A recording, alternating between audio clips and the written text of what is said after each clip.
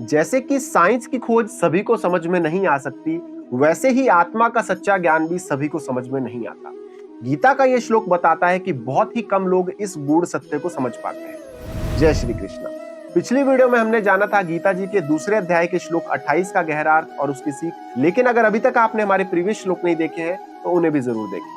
अब समय है आगे बढ़ने का और जानते हैं गीता जी के दूसरे अध्याय के श्लोक 29 को। तो चलिए शुरू करते हैं श्लोक 29। आश्चर्यवत् पश्यति कश्चिदेनम आश्चर्यवद्वति तथैव चान्यः आश्चर्यवच्चैन मन्यः शृणोति श्रुत्वा पयेनम वेद न चैव कश्चित्। अर्थात भगवान श्री कृष्ण कहते हैं कि कुछ लोग आत्मा को बहुत ही आश्चर्य की तरह देखते हैं, कुछ लोग उसे अद्भुत कहकर बुलाते हैं और कुछ उसे अद्भुत कहकर सुनते हैं और कोई ना कोई तो सुनकर भी उसे समझ ही नहीं पाता। दोस्तों, गीता जी का ये श्लोक हमारी आत्मा के स्वरूप की गहनता को दिखा रहा है।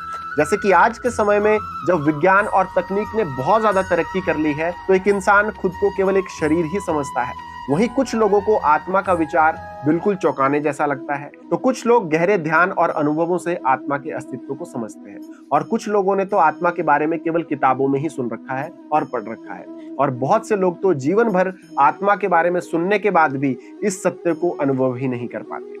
तो ठीक वैसे ही जैसे कि किसी महान साइंटिस्ट की खोज बहुत कम लोगों को समझ में आती है, उसी तरह पर आत्मा का ज्ञान भी हर किसी को समझ में नहीं आता और कोई कोई ही आत्मा की अमरता के सच को समझ पाता है। दोस्तों, गीता जी का यह श्लोक सिखाता है कि आत्मा का ज्ञान वास्तव में समझने के लिए अनुभव, साधना और गहरी सोच की जरूरत पड़ती है और यही जीवन की असली खोज है। तो दोस्तों, हमेशा याद रखिए कि हमारी आत्मा के रहस्य को अनुभव करना हमारे जीवन की सबसे बड़ी उपलब्धि हो सकता है, और इस उपलब्धि को केवल सुनने या पढ़ने से नहीं बल्कि साधना और चिंतन से ही पाया जा सकता है, और यही गीता का अमर संदेश है। तो दोस्तों, ये था गीता जी के दूसरे अध्याय के श्लोक 29 का गहरा अर्थ। अगर इस श्लोक से आपको भी कोई सीख, कोई प्रेरणा मिली हो तो वीडियो को लाइक और शेयर जरूर करें ताकि औरों तक भी ये ज्ञान पहुंच सके। और संपूर्ण गीता श्लोक सीरीज को सुनने के लिए हमारे चैनल ज्ञान के श्वास को तुरंत सब्सक्राइब कर लें। तो आज की वीडियो में इतना ही। अब जल्द मिलेंगे हमारी अगली वीडियो में हमारे नए श्लोक के साथ। तब तक के लिए जय श्री कृष्ण।